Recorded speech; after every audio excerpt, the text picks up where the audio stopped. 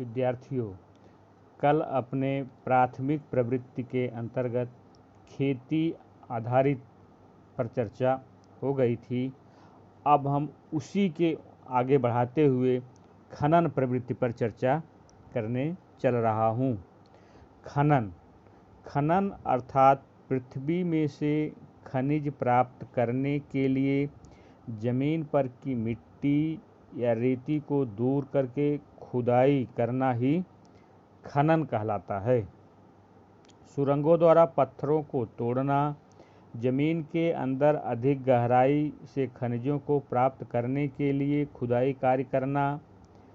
खनन कार्य का प्रारंभ अति प्राचीन काल से हुआ था। भूतकाल में तांबा, लोहा आदि औजार एवं शस्त्र बनाने में उनका उपयोग होने लगा। भाला से शुरू करके गृह उपयोगी वस्तुएं, विविध साधन, बर्तन आदि बनाने में खनिजों का उपयोग होने लगा। मध्य युग में खनन कार्य का महत्व बढ़ा।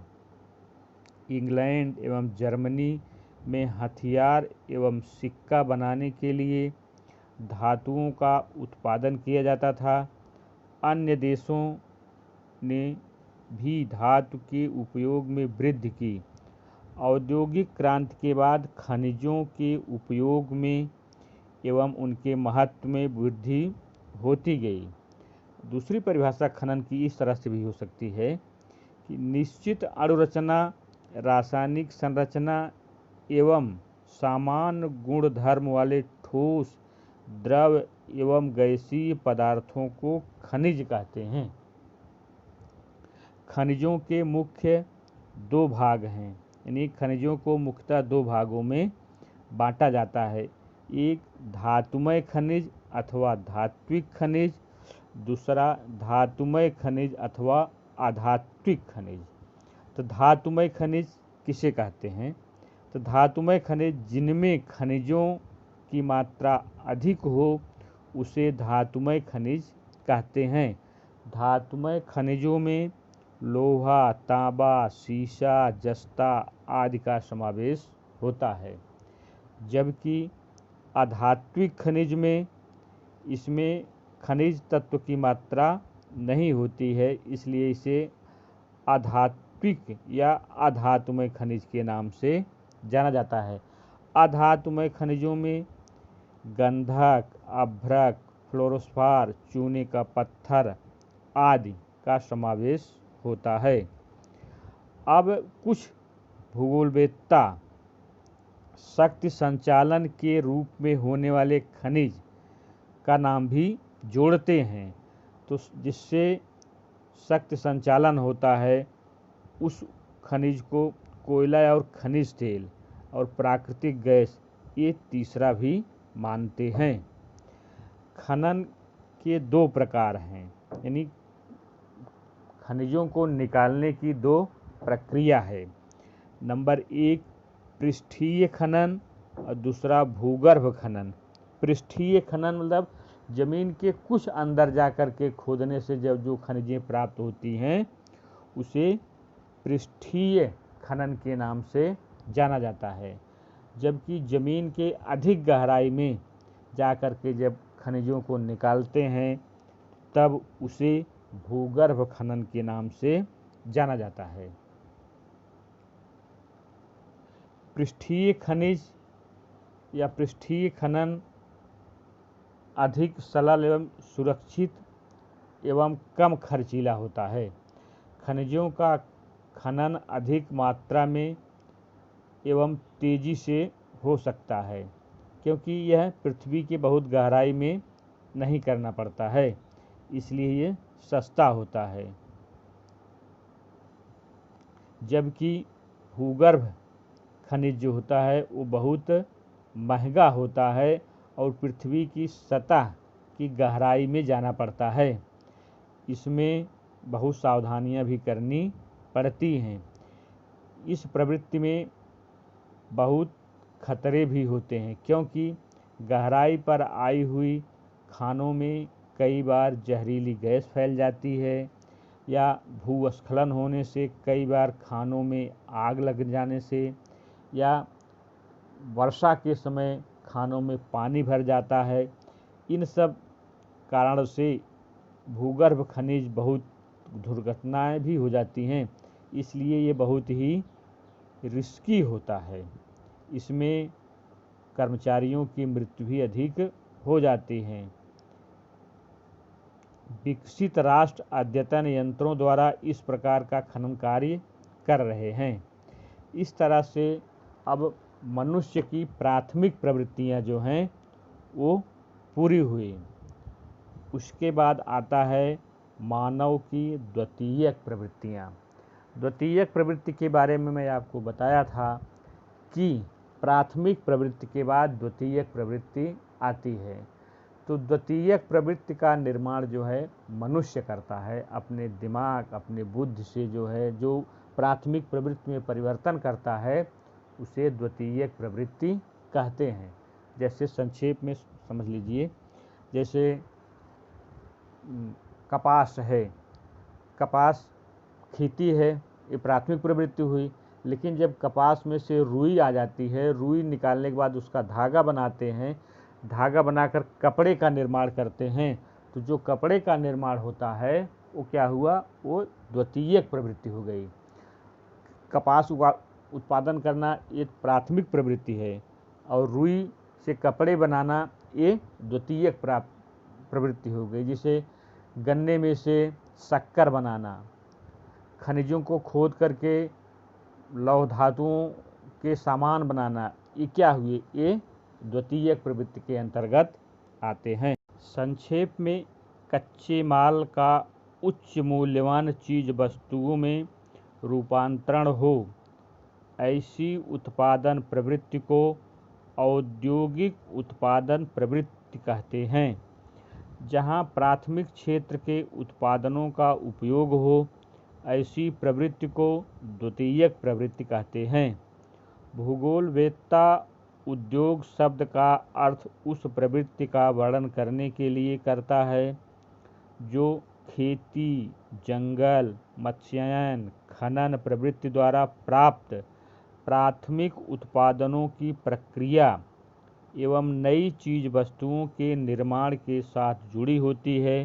प्राथमिक प्रवृत्ति से अलग करने वाले उद्योग को द्वितीयक प्रवृत्ति कहते हैं। औद्योगिक क्रांति के कारण बहते पानी, खनिज, कोयला, खनिज तेल आदि शक्ति के संचालन उपयोग में प्राथमिक प्रवृत्ति के क्षेत्र में खूब परिवर्तन हुए हैं। औद्योगिक उत्पादन अर्थात जैविक अथवा अजैविक पदार्थों का एक नए उत्पादन के रूप में यांत्रिक एवं रासायनिक परिवर्तन मात्र है। इसके बाद वह कार्य स्वयं संचालित मशीन या हाथ द्वारा अथवा किसी कारखाने में हुआ हो। जटिल व्यवस्था, शक्ति के आधुनिक साधन, कुशलपूर्ण मानव श्रम, यंत्रों का उपयोग एवं बड़े पैमाने पर अधिक उत्पादन, ये आधुनिक उत्पादन की विशेषताएं हैं। आधुनिक उत्पादन की क्या विशेषताएं हैं, तो ये 4 विशेषताएं आपको बता दिया। जटिल व्यवस्था, शक्ति के आधुनिक साधन, कुशलपूर्ण मानव श्रम, यंत्रों का उपयोग अधिक मात्रा में हो, ये उसके विशेषताएं हैं। उसके बाद अब आता है उद्योग का वर्गीकरण। उद्योग का वर्गीकरण 3 प्रकार से किया जाता है। नंबर 1 गृह उद्योग या कुटीर उद्योग, नंबर 2 लघु उद्योग, नंबर 3 भारी उद्योग। अब इनके बारे में थोड़ा विस्तार से समझाते हैं। गृह उद्योग या कुटीर उद्योग क्या है? गृह उद्योग औद्योगिक उत्पादन का सबसे छोटा स्वरूप है। कारीगर अपने हाथ से या अपने परिवार के सदस्यों के साथ बैठ करके जिन साधनों का या जिन सामान का निर्माण करता है उसे गृह उद्योग या कुटीर उद्योग के नाम से जाना जाता है। यहाँ उत्पादन कार्य अत्यंत ही मर्यादित होता है। उत्पादित चीज़ वस्तुओं की बिक्री स्थानीय बाजार में होती है। जैसे कुम्हार मिट्टी का बर्तन बनाता है, लुहार लोहे का या लकड़ी का सामान बनाता है। ये कुछ परंपरागत मोची है, वो चमड़े का जूता बनाता है। ये परंपरागत गृह उद्योग के रूप में भी जाने जाते हैं। एशिया व अफ्रीका के देशों में आज भी ऐसे उद्योग चल रहे हैं। इन उद्योगों का विकास हुआ है। पूंजी एवं परिवहन गृह उद्योग फर्नीचर को विशेष असर नहीं करता है। कपड़ा, चटाई, बर्तन, छोटी मूर्तियाँ, पत्थर की चीज़ें एवं मिट्टी के बर्तन, चमड़े से बनी हुई वस्तुएं, जूता, चप्पल, आभूषण, बाँस से बने हुए आभूषण, सामग्री, इन सब का उपयोग जो है या निर्माण इस गृह उद्योग या कुटीर उद्योग में होता है। कुल मिलाकर के जो अपने हाथ से घर वाले बैठ कर के बनाते हैं उसे गृह उद्योग या कुटीर उद्योग के नाम से जाना जाता है। अब दूसरा लघु उद्योग। इस प्रकार के उद्योगों में सख्त संचालन के आधुनिक यंत्रों एवं कुशल कारीगरों की मदद ली जाती है। यानी गृह उद्योग से थोड़ा विस्तार इसका बढ़ जाता है। इसमें कारीगरों का सहारा लेना पड़ता है। इस उद्योग के लिए कच्चा माल स्थानीय बाजार से उपलब्ध न भी हो तो दूर से भी मंगाया जाता है। गृह उद्योग की तुलना में यह उद्योग कद में विस्तृत होता है। इस उद्योग से रोजगार के अवसर अधिक प्राप्त होते हैं। भारत, चीन, इंडोनेशिया एवं ब्राज़ील आदि देशों में लोगों के रोजगार के अवसर बढ़े, इसलिए इस प्रकार के उद्योगों के विकास के लिए स्थानीय सरकार प्रयत्नशील रहती हैं। इस उद्योग के अंतर्गत चीन एवं भारत में कपड़े, खिलौने, फर्नीचर, खाद्य तेल एवं चमड़े आदि सामान का उत्पादन इन लघु उद्योग इकाइयों द्वारा होता है। अब तीसरा है भारी उद्योग। भारी उद्योग में इसमें पूंजी भी अधिक चाहिए, कर्मचारी भी ज़्यादा चाहिए। इस तरह के उद्योग को भारी उद्योग कहते हैं। इस प्रकार के उद्योगों के लिए विस्तृत बाजार, अलग प्रकार का कच्चा माल, ऊर्जा के साधन, कुशल कारीगर, बड़े पैमाने पर पूंजी, भारी यंत्र सामग्री, तैयार माल को सड़क मार्ग, रेल मार्ग के माध्यम से भेजना, बिजली की प्राप्ति, पानी, बैंक, बीमा की सुविधा आदि की ज़रूरत पड़ती है। इसके अंतर्गत लोहा फौलाद उद्योग, पेट्रो रसायन उद्योग, ऑटोमोबाइल उद्योग, सीमेंट उद्योग इस श्रेणी के उद्योग माने जाते हैं। यहाँ व्यवस्था तंत्र उच्च मूल्य आधारित तथा जटिल प्रकार का होता है।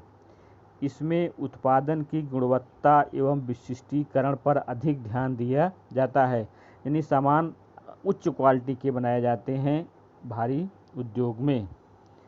इसके लिए विस्तृत बाजारों में भेजा भी जाता है। औद्योगिक क्रांति के बाद के वर्षों में इस प्रकार के उद्योगों का विकास अधिक हुआ है।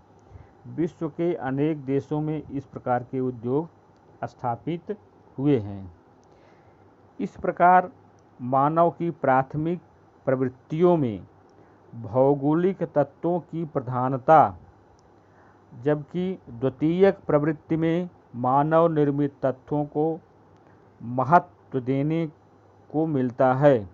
इस प्रकार से अपने प्राथमिक और द्वितीयक प्रवृत्ति जो है पूरी हो गई।